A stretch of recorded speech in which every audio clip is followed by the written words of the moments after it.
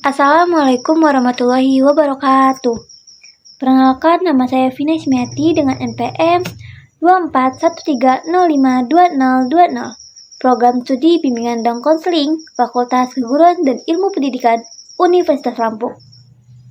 Di sini saya akan menunjukkan contoh video konseling dengan permasalahan seorang konseli atau seorang siswa mengalami tingkat kepercayaan diri yang rendah, sehingga ia merasa bahwa ia tidak memiliki kemampuan atau keterampilan apapun.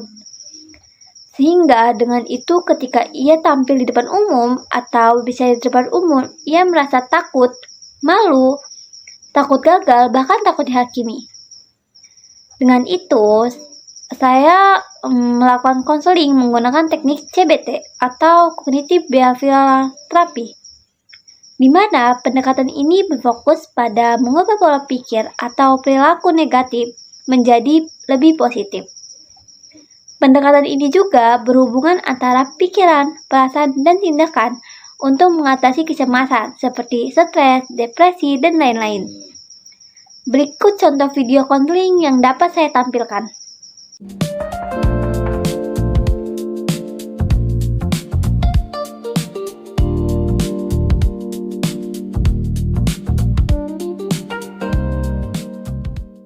Halo, selamat datang di sini. Halo Kak. Terima kasih ya sudah meluangkan waktunya untuk datang ke sini loh. Gimana nih perasaan kamu? Perasaan saat ini apa untuk perasaan yang hari ini nih Kak? Kalau boleh tahu. Dua-duanya kalau mau cerita.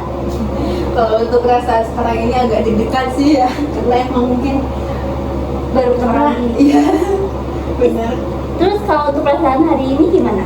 Ya, karena tadi habis ada kegiatan di luar jadi agak sedikit happy. It's okay, perasaan deg-degan itu wajar banget loh kamu rasain. Apalagi buat kamu nih yang baru pertama kali melakukan layanan konseling, itu wajar banget. Ngomong-ngomong nih, kamu tahu layanan ini dari mana? Tadi tuh saya habis dari rumah teman dan emang saya sebelumnya nggak ada niatan untuk datang ke sini kan, tapi tadi tuh ya namanya cewek kalau lagi ngumpul ya Kak, jadi itu kayak pembahasannya tuh ada aja gitu kan, tiba-tiba ada suatu pembahasan yang kayak mengarahkan untuk saya emang harus nih kayaknya datang ke konseling gitu. Wah, terima kasih banget nih buat kamu udah menyempatkan hadir untuk kesini. Berarti tadi kamu habis dari rumah teman ya? Terus langsung kesini ya? Bener banget Kak, tadi dari rumah teman. Oke, semoga perjalanan kamu tadi lancar, gak ada hambatan ya. Oh iya, aku mau nanya nih sebelumnya. Tadi kan kamu dari rumah teman nih. Oke, sebelum mulai mungkin ya, aku sedikit ngejelasin. Jadi kita ini akan melakukan sesi konseling. Sebelum melakukan sesi konseling itu pasti ada waktunya dong. Nggak mungkin kita sampai seharian kan melakukannya. Oke, kira-kira waktu 25 sampai 30 menit untuk melakukan sesi konseling gimana menurutmu? Mungkin menurut saya itu udah cukup ya Kak untuk estimasi waktu yang segitu. Mungkin nanti kalau emang saya masih membutuhkan, apa boleh ditambah waktunya? Kalau untuk ditambah sebenarnya bisa aja, cuma yang penting ditambah 40 menit gimana? Oke, boleh. Soalnya dalam sesi konseling ini tidak dianjurkan lebih dari 60 menit dikarenakan itu membuat sesi konseling tidak berjalan optimal atau efektif. Oke, baik, nggak apa-apa ya. Oke, berarti sepakat ya antara 30 dan 40 menit. Iya Kak. Oke, mungkin sedikit aku jelasin sih apa sesi konseling itu. Oke, Jadi sesi konseling ini dimana aku ini dapat membantu permasalahan yang ada di diri kamu. Lalu di dalam sesi konseling itu aku bisa mendengar saat kamu bercerita, mendengarkan jalan kamu sehingga kita bisa mendapatkan solusi bareng-bareng untuk permasalahan kamu sendiri. Oke, baik. Selain itu di sesi konseling ini itu ada namanya sifat asas kerahasiaan, dimana apapun yang kamu ceritakan saat ini saat sesi konseling berlangsung itu tidak ada yang tahu kecuali aku dan kamu. Tapi apabila ada hal-hal yang berbahaya atau menyangkut keselamatan kamu maupun orang lain, itu pasti akan aku laporkan dengan pihak yang berkaitan atau yang bersangkutan. Dapat dipahami dari ini? paham sih Kak untuk ini. Oke, boleh kita langsung mulai aja kali ya? Boleh Kak, boleh Mbak. Oke, baik. Mungkin bisa kita langsung mulai. Apa yang kamu rasakan akhir-akhir ini atau belakangan ini? Gini Kak, jadi itu aku dari dulu tuh termasuk orang yang kurang percaya diri ya. Salah satu contohnya itu kayak untuk berbicara di depan umum gitu pun aku ngerasa kayak aku nggak sanggup gitu. Jadi tapi aku tuh selalu ada keinginan kayak aku pengen ikut-ikut lomba di luar gitu kan, jadi ikut-ikut lomba yang beneran sampai mungkin provinsi nasional gitu. Tapi aku tuh semisal nih kayak aku berdiri di depan publik gitu tuh aku ngerasa aku malu, aku insecure, dan aku tuh kayak ngerasa nggak pantas loh untuk berdiri di situ gitu. Jadi itu di saat apapun itu yang selalu berhadapan dengan publik, aku selalu ngerasa aku pengen cepat-cepat kabur nih dari sini gitu. Jadi itu aku kayaknya aku nggak pantas deh di sini, ini bukan tempat aku, karena mungkin aku nggak pede apa gitu. Aku kayak selalu dihantui rasa kayak aduh nggak deh, kayaknya ini bukan tempat aku. Jadi kayak aku pengen kabur aja kalau semisal untuk disuruh ngomong atau disuruh berkegiatan yang dilihat sama orang-orang kayak gitu. Kira-kira nih, terakhir kali waktu tampil apa sih ketika kamu merasakan tidak jadi tampil? Waktu itu aku mau coba ikut audisi nyanyi Kak gitu, karena kan aku biasanya maju ke depan tuh kayak cuma untuk presentasi lomba-lomba yang berkelompok yang kayak LCT gitu kan. Kalau nyanyi itu solo song ya kan, dia sendiri gitu. Tapi sebelumnya kamu punya bakat menyanyi? Ya kalau untuk bakat nyanyi sendiri sih emang ada, cuma kalau yang untuk mencoba tampil di umum baru waktu itu aja. Itu potensi besar banget loh, itu potensi yang menurut aku sangat besar yang bisa kamu kembangkan. Tapi yang karena permasalahan yang ada di pikiran kamu itu membuat potensi kamu itu jadi melemah, jadi tertutup. Nah seharusnya kamu bisa berkembang lebih baik melalui audisi itu. Tapi sayangnya kamu sayangnya pikiran-pikiran itu yang muncul di kelas. Oke, setelah aku mendengar dari kamu itu sering muncul itu dari dulu. Iya. Nah, dan itu pasti melelahkan banget kan buat kamu. Iya, lumayan melelahkan. Rasa takut itu sebenarnya wajar banget. Itu respon tubuh kamu yang dimana kamu takut dihakimi atau takut merasa gagal. Kamu nggak sendiri. Banyak orang juga yang merasakan hal sama seperti kamu. Dan aku bangga banget sama kamu karena kamu sudah menceritakan hal tersebut kepada aku. Kira-kira perasaan itu paling sering muncul pas ketika kamu apa? Biasanya kan ini aku lagi kuliah ya Kak, jadi tuh kayak semisal aku lagi maju untuk presentasi di depan kelas pun aku ngerasa nggak pede dan aku ngerasa malu, bukan karena aku nggak bisa atau aku nggak tahu tentang materi yang lagi dibahas, tapi aku lebih ke takut dicuekin sama teman-teman kelas aku kalau aku ada di depan gitu. Padahal sebelumnya tuh aku kayak udah latihan berbicara, tapi kalau misalnya aku lagi latihan sendiri tuh aku ngerasa pede. Tapi giliran aku udah maju di depan kelas tuh kayak semuanya langsung berubah, kayak hal-hal yang udah aku latih, komunikasi yang udah aku latih tuh kayak udah hilang aja gitu semua di pikiran aku. Tuh kayak tiba-tiba mulut tuh nggak mau ngomong gitu kan, karena takut diabain sama teman gitu. Hal itu wajar banget yang terjadi karena apa?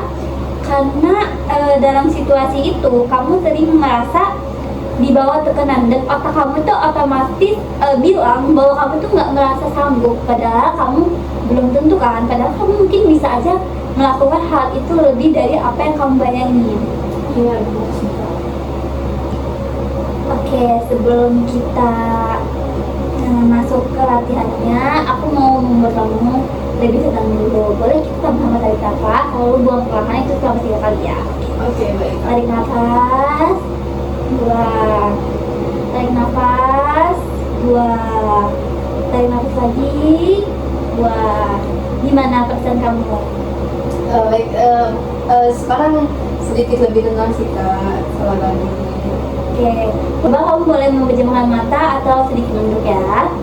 Oke, sebelumnya coba bayangin kamu berada di dalam kelas dengan situasi yang nyaman, tentram, aman. Kamu duduk di jendela dan menikmati pemandangan suasana yang indah di luar sana. Apakah itu cukup merasakan tenang? Ya lumayan kan, aku ini lagi sedikit tenang untuk saat ini. Itu bagus banget karena tidak semua orang bisa merasakan hal tersebut.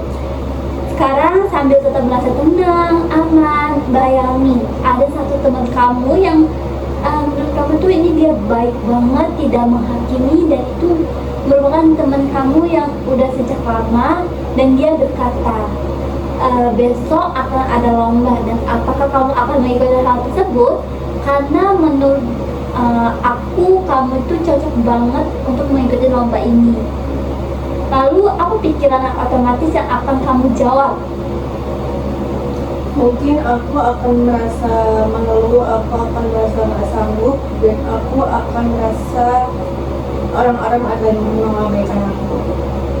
Terima kasih sudah jujur. Itu pikiran itu menurut aku sangat wajar banget, dan itu umum terjadi karena untuk orang yang pernah mengalami hal penolakan atau ketakutan itu wajar banget terjadi. Oke, ketika pikiran itu muncul nih, apa yang kamu rasakan di tubuh kamu? Biasanya aku bener-bener kayak deg-degan gitu loh Kak, kayak rasanya kayak nervous, sampai mungkin aku sampai pengen BAB atau buang air kecil gitu, karena nervous yang kayak buat mules gitu loh Kak, di badan atau di perut gitu, kayak tangan gemeteran, panas dingin, segala macam Kak. Aku tahu apa yang kamu rasakan itu, dan semua orang mungkin pernah mengalami hal tersebut. Itu normal banget. Kenapa? Karena tubuh kamu tuh merespon bahwa adanya mode bahaya dalam diri kamu. Walaupun situasi sebenarnya tidak akan mengancam ataupun berbahaya, tapi justru memberikan sinyal bahwa kamu itu sedang tertekan. Oke, kita lihat bersama kali ya pikiran kamu tadi. Kamu kan tadi berpikir bahwa kamu itu tidak mempunyai kemampuan apa-apa. Tapi coba kamu pikirkan lagi, apakah benar kamu tidak mempunyai kemampuan apapun itu? Enggak juga sih Kak, mungkin aku bisa lebih baik kalau aku mau latihan, karena sebelumnya tuh aku emang pernah presentasi di depan kelas, itu emang hasilnya lumayan. Aku nggak terlalu dikucilkan, aku nggak terlalu diabaikan, nggak terlalu buruk seperti apa yang aku pikirin selama ini gitu Kak. Gitu. Nah itu bukti kuatnya dalam diri kamu. Kamu itu mempunyai kemampuan, hanya saja rasa takut kamu lebih tinggi daripada kemampuan tersebut, sehingga menutup kemampuan tersebut untuk kamu lebih percaya diri. Dan itu bukan salah kamu, itu terjadi karena adanya pikiran yang terbuntu dari kecemasan. Oke, mungkin kita bisa mengubah pola pikir yang otomatis ini menjadi pola pikir yang realistis. Misal, oh aku gugup nih karena aku mungkin gugup, tapi aku bisa menghadapi gugup tersebut karena aku bisa berlatih dan belajar terus menerus. Nah, semisal dari diri kamu, apa yang bakal kamu pikirkan? Mungkin aku akan mikir kalau aku latihan, aku nggak seburuk seperti yang aku kira. Kalau aku latihan, mungkin aku akan bisa maksimal untuk berpresentasi di depan umum gitu. Dan mungkin kalau aku latihan untuk tidak mikir yang aneh-aneh, semua itu akan berjalan baik-baik aja sebenarnya, nggak seburuk yang aku kira gitu kan. Oke, yang artinya itu hanya pikiran kamu yang negatif yang selalu muncul di kepala kamu yang membuat kamu merasa takut, malah dihakimi atau merasa gagal. Nah, itu bagus banget, sehingga kata-kata yang keluar baru dari mulut kamu itu mungkin bisa kamu tanamkan ketika kamu melakukan berbicara di depan kelas atau melakukan hal yang membuat kamu gugup.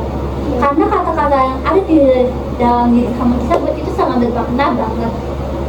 Iya, benar. Oke, sekarang coba bayangin nih, kamu berdiri di depan kelas, kamu sedang berdiri di depan kelas saat ini. Tidak perlu tampil panjang, cukup beberapa kata saja. Apa yang mau kamu sampaikan? Mungkin aku akan rasanya masih gugup kalau di depan kelas itu, dan itu pasti terbayangkan sih Kak, karena aku nggak merasa kayak nggak pantas ada di sini gitu. Oke, nggak apa-apa kamu merasa gugup, itu hal yang wajar. Tapi merasa gugup bukan berarti kamu gagal. Iya Kak. Justru itu kamu baru saja berhasil untuk mengungkapkan hal tersebut dengan berani. Oke, jadi aku ada sedikit nih tugas buat kamu di rumah. Yang pertama, coba kamu tulis atau kamu pikirkan apa sih kelebihan ada di diri kamu. Lalu yang kedua, satu langkah bisa kamu lakukan di minggu pertama yang kamu ada di rumah. Misalnya, kamu mungkin bisa berlatih berbicara di depan cermin. Nggak usah lama, cukup 1 menit atau 1 menit atau 2 menit. Nah, itu berbicara apapun yang kamu mau. Apakah kamu bisa melawan itu di rumah? Kayaknya bisa Kak, tapi itu mungkin kira-kira dilakuin di setiap hari atau di hal-hal tertentu aja? Bebas. Jadi kalau misalnya kamu lagi situasi yang kamu Kesel gitu. atau kamu bisa nih berkaca, anggaplah cermin itu teman curhat kamu. Atau ketika kamu sedang menyenangkan lagi sisiran, kamu kan lagi berkaca kan, boleh kamu ngomong apapun itu, berkata apapun itu di cermin. Anggap aja cermin itu temenmu, kamu ungkapkan apa yang kamu rasakan. Oke, apa kalau aku misalnya aku bercermin gitu kan, tapi aku di saat bercermin itu mungkin aku kayak pede gitu, karena emang nggak ada orang di sekitar gitu. Apakah emang itu nanti hasilnya akan sesuai gitu, akan ada membuat perubahan di diri aku? Mungkin kita bisa melihat setelah kamu melakukan hal tersebut ya, karena aku juga perlu mengobservasi lebih lanjut terhadap permasalahan kamu ini. Oke, mungkin latihan ini digunakan untuk supaya kamu itu bisa berbicara di depan kelas supaya tidak belibet ataupun tidak gugup. Karena ketika kita gugup, pasti omongan kita itu bakalan kemana-mana. Yang tadi kita mau ngomong A, jadi ngomong B, bener kan? Benar. Oke, mungkin aku untuk minggu ini aku menyarankan kamu untuk melakukan 2 hal tersebut. Yang pertama tulis kelebihan, yang kedua melakukan berbicara di depan umum. Itu buat apa? Buat kita menindaklanjutkan observasi yang selanjutnya. Oke, boleh Kak. Oke. Siap, insya Allah aku bisa. Oke, itu bagus. Mungkin kamu juga bisa melakukan progresnya melalui chat aku, atau mungkin bisa datang ke sini langsung hubungin ke aku aja. Kita udah berbicara nih, kira-kira dari sesi konseling ini apa yang kamu dapat dari ini? Baik, dari sesi konseling ini aku merasa bahwasanya tuh sebenarnya aku bisa kalau aku latihan gitu Kak, dan aku bisa kalau aku tidak punya pikiran yang negatif gitu, dan seharusnya pikirannya selalu ditanamkan di diri aku tuh yang kayak aku bisa. Bayangin aja aku saat itu aku ngomong di depan umum, tapi di situ nggak ada orang, anggap aja kayak gitu, di situ aku lagi sendirian, dan itu yang memang seharusnya diterapkan, bukan yang malah yang overthinkingnya kayak aduh aku takut diketawain, aku takut nggak didengar segala macam gitu. Itu yang benar sih kalau menurut aku dari sisi konseling.